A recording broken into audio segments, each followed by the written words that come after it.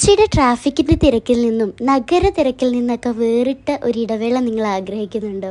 എങ്കിൽ നിങ്ങൾ പോരെ, കൊച്ചിയുടെ സ്വന്തം കടമക്കുടിയാണിത്. തിരക്കും ബഹളവും ഒന്നുമില്ലാതെ, എന്തിനധികം ആൾക്കൂട്ടങ്ങൾ പോലും അധികമില്ലാതെ ഭയങ്കര റിലാക്സ് ആയിട്ടുള്ള ഒരു സ്പേസ് ആണ് കേട്ടോ ഇവിടെ. ശരിക്കും പറഞ്ഞാൽ ഈ മനോഹരമായ പ്രദേശത്തെ പറ്റി കൂടുതൽ അന്വേഷിച്ചപ്പോൾ ഞാൻ എത്തിപ്പെട്ടത് നൂറ്റാണ്ടുകൾക്ക് പിന്നിലുള്ള ചരിത്രത്തിലേക്കായിരുന്നു. 1341 വലിയൊരു വെള്ളപ്പൊക്കത്തിലാണ് നമ്മുടെ കൊച്ചി അഴിമുഖ രൂപപ്പെട്ടതെന്നാണ് ചരിത്രങ്ങളിൽ പറയുന്നത്. ആ കൂടെ തന്നെയാണ് നമ്മുടെ കടമക്കുടി രൂപപ്പെട്ടതെന്ന് വിശ്വസിക്കപ്പെടുന്നു. പണ്ട് കാലത്ത് കടമക്കുടി കടന്നാൽ കുടുങ്ങിപ്പോയി എന്നർത്ഥം വരുന്ന കടന്നാൽ കുടുങ്ങി എന്ന പേരും കൂടി ഈ ഒരു മനോഹരമായ സ്ഥലത്തിന് ഉണ്ടായിരുന്നു എന്നാണ് പറയപ്പെടുന്നത്. കടമക്കുടി ഒരു ദ്വീപാണ് കേട്ടോ. ഒറ്റ ദ്വീപല്ല, 14 ദ്വീപുകൾ ചെയ്യുന്ന ദ്വീപുകളുടെ ഒരു കൂട്ടമാണ് നമ്മുടെ കടമക്കുടി എന്ന് പറയുന്നത്. അതിഗംഭീരമായി വീശുന്ന ഈവനിങ് കാറ്റിനെ പറ്റി പറയാതിരിക്കാൻ പറ്റില്ല.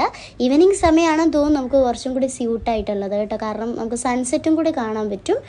കൂടാതെ